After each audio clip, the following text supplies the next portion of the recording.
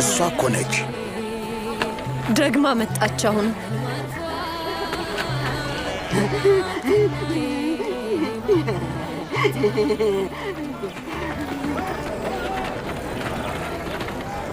ማን ነው እሱ? ያ መምህር እኮ ነው፣ የናዝሬቱ ኢየሱስ። ሰላም ሰላም። ተመለሽ፣ አንቺ እዚህ አታስፈልጊ።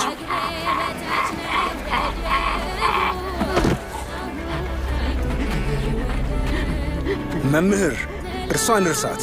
ወደ እርሷ በመመልከትም ቢሆን ራስን አታርክስ። ማርያም፣ የናዝሬቱ ኢየሱስ ሆይ ከእኛ ጋር ምን አለ? አንተ ማን እንደሆንክ እናውቃለን። የእግዚአብሔር ቅዱስ። ዝም በሉ እናንት ክፉ መናፍስት!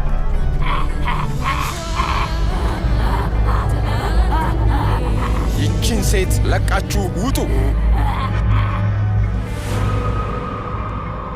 ሞታለች።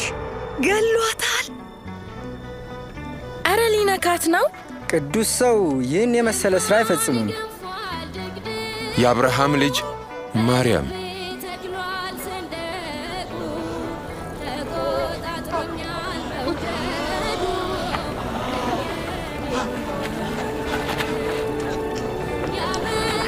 ደህና ሆነች። በሕይወት አለች።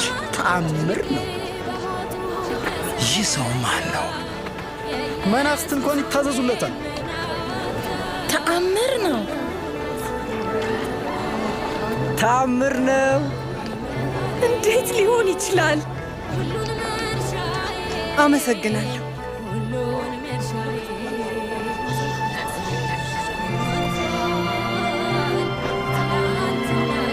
አመሰግናለሁ።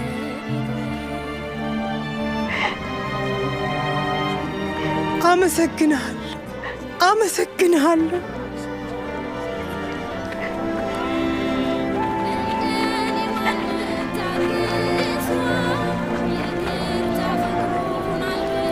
ከዚያች ዕለት አንስቶ የእርሱ ተከታይ ሆንኩ። እግዚአብሔርን ደስ የሚያሰኘውን ማድረግ እሻለሁ።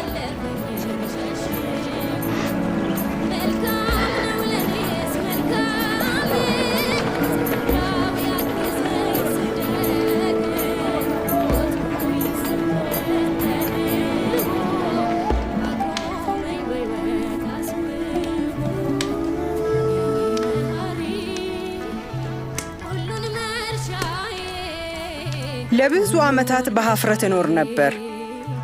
ኢየሱስ ግን ቀና አደረገኝ።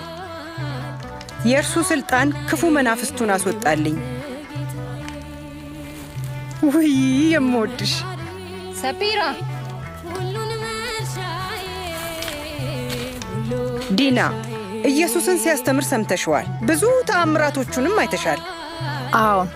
ስለዚህ እሱን ለመከተል ብዬ ለምን ሁሉን እንደተውኩ አውቀሻል። ይህን ያደረግሁ እኔ ብቻ አይደለሁም። ሥጋችንም ነፍሳችንም ተርቦ ወደ እግዚአብሔር የምንደርስበትን መንገድ የሚያሳየን አንድ ሰው እንፈልግ ነበር። ከዓመታት ሐዘንና ልፋት በኋላ ብዙዎቻችን ተስፋ ቆርጠን ነበር። ኢየሱስ ግን በየደረሰበት ሁሉ ተስፋን ይሰጥ ነበር።